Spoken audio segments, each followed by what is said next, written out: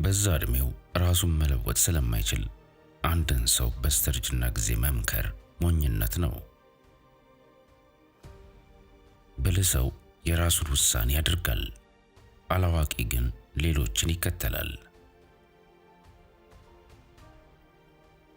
አንድ ጊዜ አታለኝ፣ ጥፋቱ ባንተ ነው። እንደገና አታለኝ፣ ጥፋቱ በኔ ነው። ቃላቶቻቸው ከድርጊቶቻቸው ጋር የማይዛመዱ ሰዎችን በጣም ተጠንቀቁ። ከሁሉም ተማር፣ ማንንም አትከተል። እውነት ላይ ለመድረስ ከፈለክ ውሸቶችን መከተል ጀምር። የአንድ ሰው ባህሪ ለእናንተ ግልጽ ካልሆነላችሁ ጓደኞቹን ተመልከቱ። አንድ አይነ ስውር ባየበት ቀን መጀመሪያ የሚጥለው በሕይወት ዘመን ሁሉ የረዳውን በትር ነው። የራሳችሁን ማንነት ለመስራት ከፈለጋችሁ ብዙ ትራፊክ ፍሰት ባለበት መንገድ ላይ አትሂዱ። የሁሉም ሰው ምክርን አዳምጡ፣ ግን ስኬታማ የሆነውን ብቻ ሞዴል አድርጉ። ለሁሉም ጥያቄዎች ጸጥታ የተሻለው መልስ ነው። በማንኛውም ሁኔታ ውስጥ ፈገግታ በጣም ጥሩ ምላሽ ነው። በዓለም ውስጥ ክብርን ከፈለጋችሁ የኔን 3 ቃላቶችን ብቻ ተከተሉ። ቁጥር 1 በጭራሽ አትዋሹ። ቁጥር 2 ማንንም አታታሉ። ቁጥር 3 ሁሉንም ሰው በደግነትና በአክብሮት ያዙ። ጥሩ ሰው ስትሆን ሰው አታጣም፣ ሰዎች ያጡሃል። በምታስወግዱት እያንዳንዱ አሉታዊ ሰው ሰላማችሁ ይጨምራል። ሚስጥርህን ለጓደኛ ብትነግረው ጌታህ ታድርጓለህ። አንደበትህን ሳትጠቀም ስለ ሃይማኖትህ ለሰዎች ንገራቸው። ከዘመዶቻችሁ ጋር ብሉ ጠጡ፣ ከማታውቋቸው ሰዎች ጋር የንግድ ሥራን ስሩ። ቤቱን ከመምረጣችሁ በፊት ጎረቤታችሁን ምረጡ። ስለ ወደፊቱ ራዕይ የሌለው ሰው ሁል ጊዜ ወደ ቀድሞ ይመለሳል። ሰዎች እናንተን መቆጣጠር በማይችሉበት ጊዜ እናንተን አለመውደድ ሊጀምሩ ይችላሉ። የተለየው ስለሆንኩ ይስቁብኛል፣ ሁሉም አንድ ስለሆኑ እስቅባቸዋለሁ። አንድ ሰው ስለ አንተ ያለውን አመለካከት ማወቅ ከፈለክ አበሳጨው። ዓለምን መምራት ከፈለክ መጀመሪያ ራስን መምራትን ተማር። ትልቅ ውጤት ከፈለጉ በየቀኑ ትንሽ እርምጃዎችን ተራመዱ። ብልህ ሰው ሁሉንም ነገር የሚያውቅ ሳይሆን ከሁሉም የሚማር ነው። አንዴ የከዳህ 1000 ጊዜ ከደሃል። ጨዋማ መሆኑን ለመገንዘብ ባህሩን በሙሉ መጠጣት አያስፈልግም።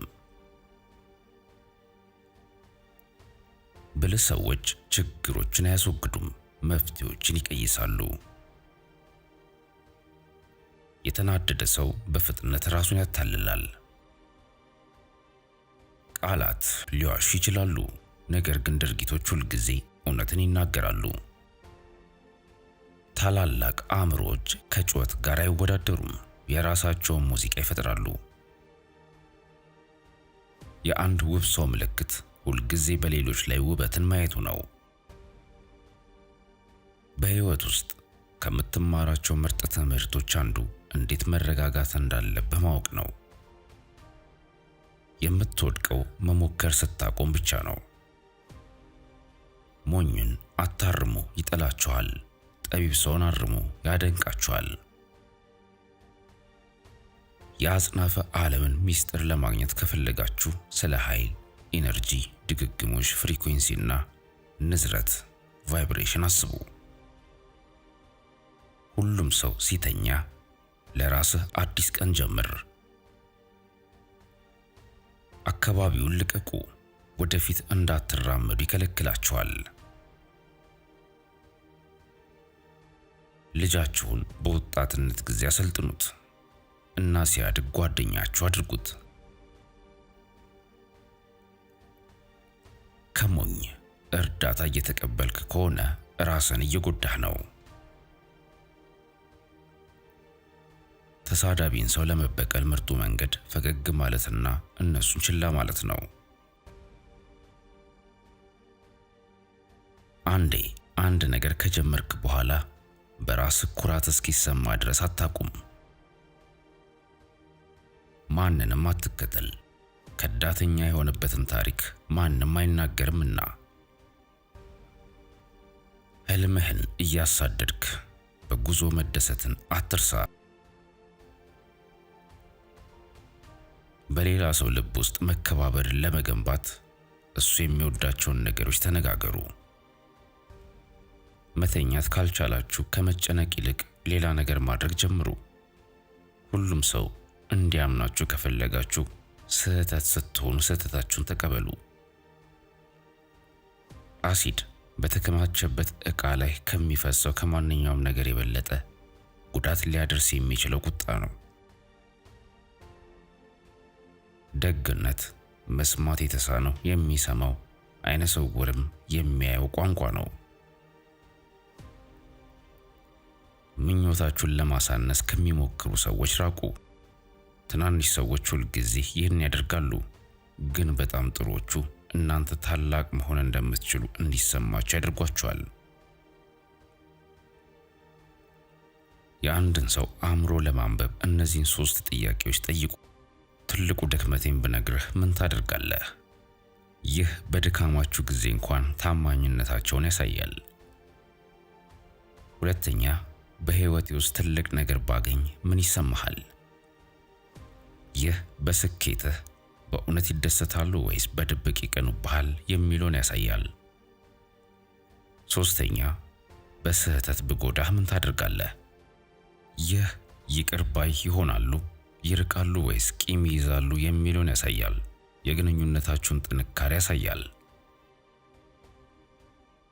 ሁሉም ሰው ጨረቃ ነው እና ለማንም የማያሳየው ጨለማ ጎን አለው። ከሞኝ ሰዎች ጋር በጭራሽ አትከራከር።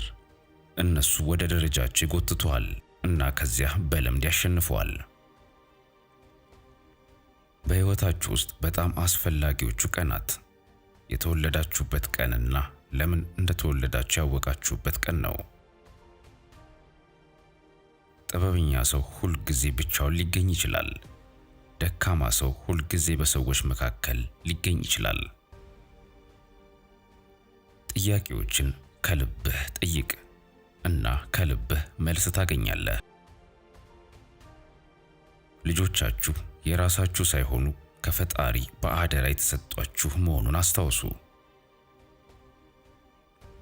ሰላም ቃል ብቻ ሳይሆን ተግባርን ይጠይቃል።